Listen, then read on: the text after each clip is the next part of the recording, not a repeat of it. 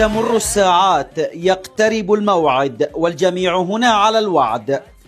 يدرك هؤلاء الشباب جيدا أهمية ما هم مقبلين عليه، ولسان حالهم دوما: سنبذل ما بوسعنا وليكن التوفيق حليفنا ورفيقنا.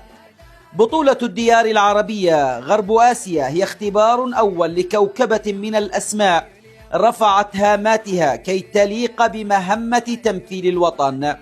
تحضيرات لا تتوقف ومعنويات تعانق شموخ عرش بلقيس هناك في وطن ينتظر الفرحة كما تعودها من هذا الجيل.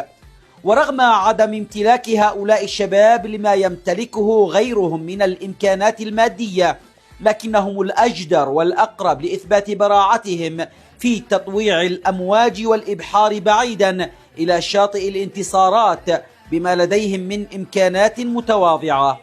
قد لا يمتلكون كل شيء، لكنهم ينتمون إلى سد مأرب وقلعة صيرة وتلك الحصون الشامخة في قمم جبال الوطن. رحلة المنافسة على وشك الانطلاق، كل المنتخبات تستعد للظفر باللقب وإثبات الذات، وهناك حلم ينتظر أن يكبر مع كل لقاء على أمل الاكتمال أمام لقب البطولة.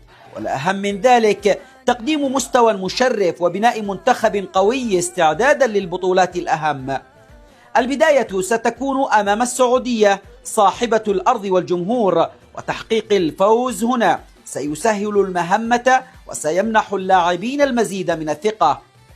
البعداني مدرب المنتخب أكد أن الثابت لديه عدم وجود منتخبات ضعيفة، وكل المنتخبات سينظر إليها بعين واحدة، واللاعبون يدركون أن كل مباراة في هذه التصفيات هي نهائي وبالإمكان أن تغير الكثير.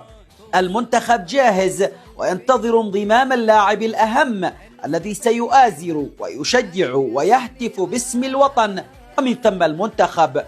الرهان على الجمهور كبير، ومعروف عنه الوفاء الذي أثبته دائما في كل مباراة وكل بطولة.